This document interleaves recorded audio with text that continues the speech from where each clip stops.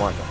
Well, let me tell you, this is a story that many of you have been emailing us about, and now critics are questioning whether the tragic death of 13-year-old Peter Lenz could have been avoided if he were never to have been permitted to race his motorcycle at the Indianapolis Motor Speedway. WXIN's Gene Cox reports on this story out of Indianapolis.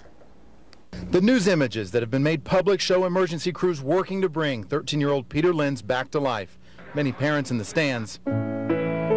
And thousands commenting on internet websites question if 13 is too young to ride competitively on a machine that reaches over 100 miles an hour. We've been working with the U.S. GPRU officials throughout the last 24 hours. The day after the deadly crash, officials at the Indianapolis Motor Speedway continue to pledge whatever resources are necessary to help better determine what caused Lenz to fall off his motorcycle and then be run over by a fellow competitor on a warm-up lap. Unfortunately, I think the other rider just did not see Peter until it was too late to take evasive action.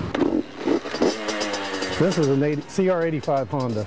Rick Moore's granddaughter, Kylen Courtney, is 13, and she's a motorcycle racer. She tried swimming, and she's just kind of like gravitated to do it. Although arguably much safer, Kylen and her family have decided that competing on a cycle is fun and rewarding enough to stick with it. She's gotten some bruises and you know, some bangs and stuff, and she was on crutches for a couple days, but you know, the next week she's ready to go. Kylen's grandfather raced as a professional in the 1970s. Yeah, I've been around it all my life, and I've had a couple of good friends that, you know, got killed racing, and it's just, it's not it's a very unusual thing for it to happen, but it does happen. Moore says he has yet to discuss the Peter Lenz tragedy with his granddaughter. It's likely, he says, it'll be on their minds, but will not change their minds about the sport.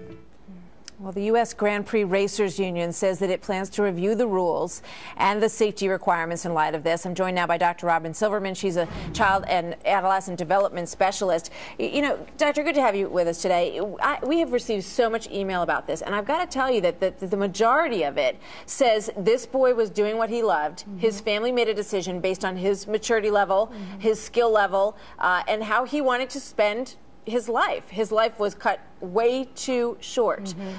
But is it anybody else's business if the family decides that this is what they're going to do? Well, parents do need to be the ones who decide. That's really what has to happen. Obviously, the sport needs to regulate as far as safety and making sure that everything is spelled out as far as risks are concerned. But at the end of the day, the parents need to set the boundaries. They need to educate their child about the pros and cons and what it is that they're going to be doing as far as safety is concerned. They need to understand the experience and the competence of that child, the emotional development of that child, and set rules and parameters for them and values. You know, I think one of the most important things is some of these emails talk about, you know, the risks of football, the risks of downhill skiing, certainly. I mean, every sport that any child undertakes, there is an element of risk. And I think that one of the big questions is whether the child is doing it because it's what the child loves and wants to do, or whether the parents are, you know, pushing this child to do something that is a success that they want to see for them. I'm not making any suggestion about the Lenz family. There's no indication. I mean, every indication is that this young boy absolutely loved what he was doing. But what about that other dynamic? Right. Well, we want to make sure that the child is not